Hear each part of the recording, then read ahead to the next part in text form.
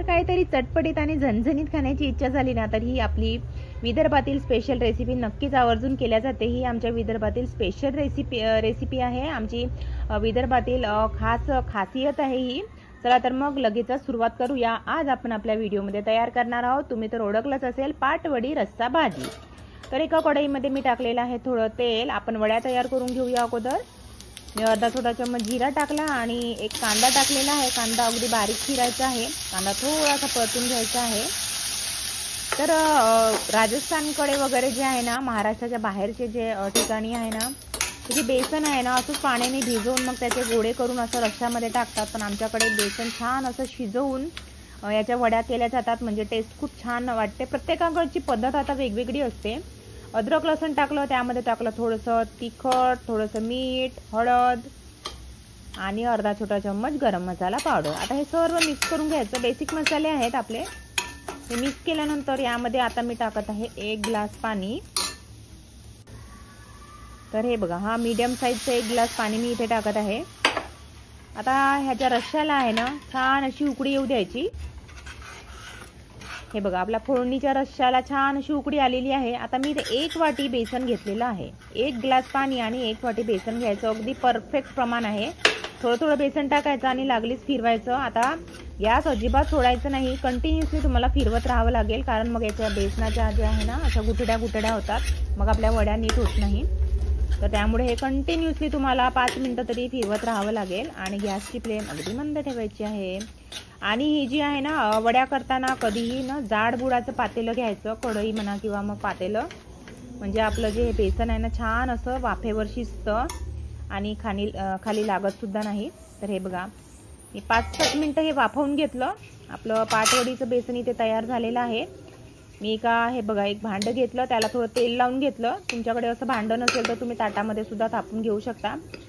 तर आता काय करायचं आहे आपल्याला, हे बघा, हे जे गरम असतानाच ना आपल्याला हे जे आहे ना बेसन थापून घ्यायचं आहे। पण गरम असताना कसं थापणार, हाताला आपल्या चटके लागणार। तर मग आपण एक ट्रिक करायची, आपल्याकडे असा एक ग्लास असतो किंवा वाटी काहीही असतं ना, त्याच्याने असं थापून घ्यायचं।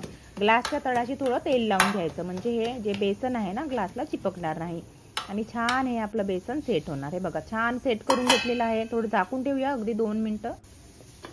हे बघा 2 मिनिटं झालेले आहे। त्याच प्लेटवर आता पलटून घेऊया आपण हे बघा किती छान आपलं मस्त असं सेट झालेलं आहे। वाटत आहे की नाही केकच आहे म्हणून। तर हे बघा, आता काय करायचं, चाकूला थोडं तेल लावून घ्यायचं आणि याच्या वड्या हव्या त्या आकारामध्ये करून घ्यायच्या। अशा प्रकारे जर आपण ही बेसन वडी केली ना तर अगदी परफेक्ट होते, तुटत नाही, फुटत नाही। तुम्ही कितीही वेळ रश्श्यामध्ये उकडवा, अजिबात ही जी वडी आहे ना रश्श्यामध्ये तुटणार नाही। बऱ्याचशा जणांची काय तक्रार असते की ह्या ज्या वड्या आहेत ना, ह्या आम्ही रश्श्यामध्ये टाकल्याबरोबर त्या विरघळून जातात, अशा तुटून जातात। तर अशा प्रकारे करा तुम्ही परफेक्ट प्रमाणासहित। आणि हे जे आहे ना, तुम्हाला एक टिप सांगते, हे जे बेसन आहे ना गरम असतानाच आपल्याला थापून घ्यायचं आहे। थंड झाल्यावर जर तुम्ही याच्या वड्या करणार तर अजिबात याच्या वड्या होणार नाही। तर हे बघा, आपली वडी इथे झालेली आहे। हे बघा, परफेक्ट वडी झालेली आहे। चला आता आपण मसाला तयार करूया। तर मी कांदा घेतला आहे इथे, लसणाच्या पाकळ्या, काळे मिरे घेतले, थोडं जायपत्री घेतलं।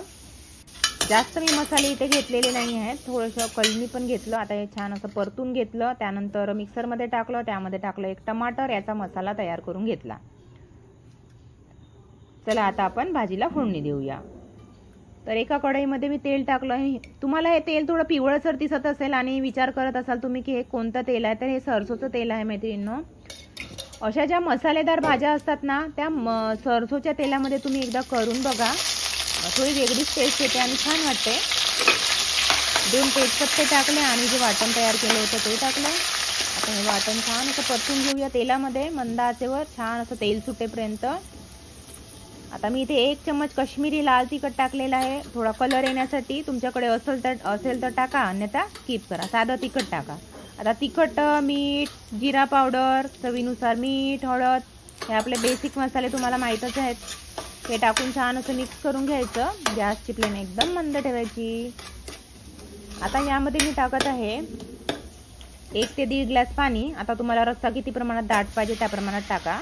मी आता इथे 1 ग्लास पाणी टाकत आहे. आता ह्या रश्श्याला आपण उकळी येऊ देऊया. आता गॅसची फ्लेम वाढवून द्यायची, कारण वाट कोण बघत बसणार. पटकन उकळी आली की पटकन आपली भाजी तयार करायची आपल्याला, हो की नाही. आजकाल वेळ कुणाकडे आहे बघा. वड्या आपल्या एकदम परफेक्ट झालेल्या आहेत. एका प्लेटमध्ये मी काढून घेतल्या आणि आता इथे कुकरमध्ये तांदूळसुद्धा धुवून घेते, म्हणजे आपली भाजी होतपर्यंत आपला भातसुद्धा इकडे तयार होऊन जाईल. तांदूळ स्वच्छ धुवून मी भात शिजण्याकरता ठेवून दिला. हे बघा, इथे आता रश्श्याला उकळी आलेली आहे. आता ह्या वड्या आपण ह्या रश्श्यामध्ये टाकायच्या आहेत. आता गॅसची फ्लेम मी बंद केली, कारण रश्श्याला आली आहे उकळी. तर आपल्या ह्या वड्या ज्या आहेत ना, एकदम परफेक्ट झालेल्या आहेत. तुम्ही कितीही वेळ रश्श्यामध्ये उकडवा, अजिबात फुटणार नाही. तुम्ही करून बघा आणि मला मग नंतर कमेंट करून सांगा. आता गव्हाचं पीठ भिजवून घेत आहे पोळ्या तयार करण्याकरिता. आपली इकडे भाजी होत आहे. अगदी 2 मिनिटं, वड्या टाकल्यानंतर आपल्याला साधारणतः 2 ते 3 मिनिटं मंद आचेवर ठेवायचं आहे. फार जास्त शिजवायचं नाही. हे बघा, आपली भाजी इथे तयार झालेली आहे. मी थोडी कसुरी मेथी टाकली, कारण माझ्याकडे कोथिंबीर नाही आता वेळेवर. कोथिंबीर सुद्धा तुम्ही असेल तर टाका. कधी कधी होते ना असं मैत्रिणींनो, की घरी कोथिंबीरच नाही आहे किंवा काही नाही आहे, तरी पण आपण पदार्थ करायचा.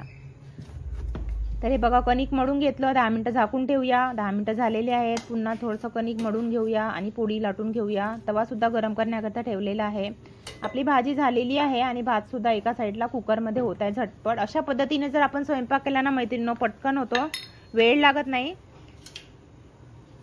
तर मी आता या छोट्याशा गव्हाच्या पुरीला लावून घेत आहे. सरसोचंच तेल आणि त्रिकोणी आकाराची पोळी लाटत आहे. तुम्ही ज्या पण आकाराची लाटता, ज्या पद्धतीने पोळी करता त्या पद्धतीने करा. आता पोळी लाटून घेऊया आपण. तर तुमच्याकडे कोणती रेसिपी स्पेशल केल्या जाते तुमच्या भागामध्ये, मला कमेंट करून नक्की सांगा. आणि तुम्हाला ही पाटवडी रस्सा भाजीची रेसिपी कशी वाटते ते सुद्धा कमेंट करून नक्की सांगा. हे बघा, आपली पोळीसुद्धा इथे झालेली आहे आणि आपली इकडे भाजीसुद्धा तयार आहे. भातसुद्धा झालेला आहे. चला तर मग या झणझणीत जेवण करायला. कोणाकोणाला आवडली थाली नक्की सांगा कमेंट करून. चला आता आपण झणझणीत पाटवडी रस्सा भाजी सर्व करूया, विदर्भ स्पेशल. हे बघा, किती छान अशी तर्री आलेली आहे भाजीला.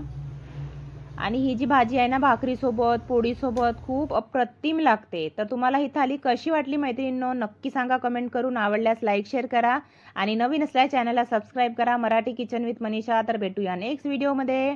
नेक्स्ट रेसिपी सुद्धा खूप